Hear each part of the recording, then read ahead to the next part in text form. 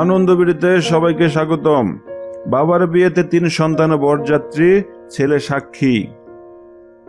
বাবা বিয়ে করছেন, নতুন মা আসছেন ঘরে, বেশ খুশিরই খবরও বলা যায়।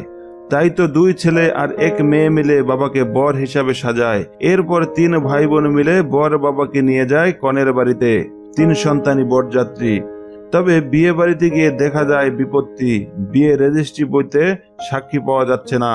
কি আর করা, অবশেষে সাক্ষী হতে হলো বড় ছেলেকে। এমনই এক বিয়ের ঘটনা ঘটেছে শরীয়তপুর পৌরসভার 8 নং ওয়ার্ডের স্বর্ণঘোষ গ্রামে।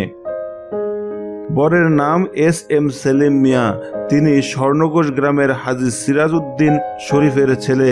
চাকরি করেন শরীয়তপুর জেলা প্রশাসক কার্যালয়ে। তার সন্তানরা হলো রবিন প্রভা আর তোহা। কনে হলেন শরীয়তপুর সদর উপজেলার বিনোদপুর মুন্সিকান্দি গ্রামের আব্দুল গনি মুন্সির মেয়ে নাজমা বেগম।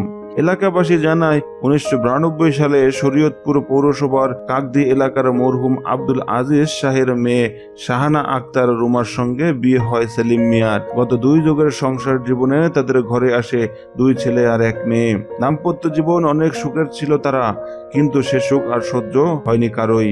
মাস 3 আগে রুমার মৃত্যু হয়। মায়ের শূন্যতা ঘিরে ধরে 3 সন্তানকে। সন্তানদের সুখ শান্তি ও লেখাপড়ার কথা চিন্তা করে সেলিম আবারও সংসার পাতার পরিকল্পনা করে। সে মোতাবেক শুক্রবার বিয়ের দিন ধার্য হয়। দুপুরে 3 সন্তান তাদের বাবা সেলিম মিয়াকে বর সেজে নিয়ে যায় মুন্সিকান্দি গ্রামে। নাজমা বেগমের সঙ্গে বিয়ে রেজিস্ট্রি হয়, কিন্তু রেজিস্ট্রি বইয়ে স্বাক্ষর দিতে হয় বড় ছেলেকে। এ সময় মেয়ে প্রভাও ছিল পাশে।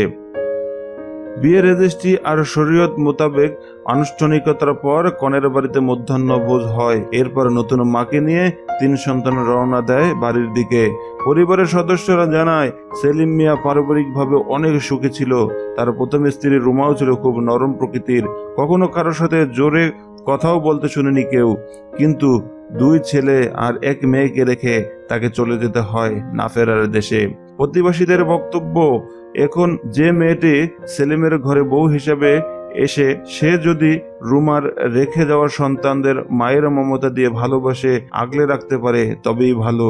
সে প্রত্যাশা সবারই। রবিন প্রভা আর তোহাও চায় তাদের নতুন মা যেন হয় খুব কাছের, অনেক মমতার।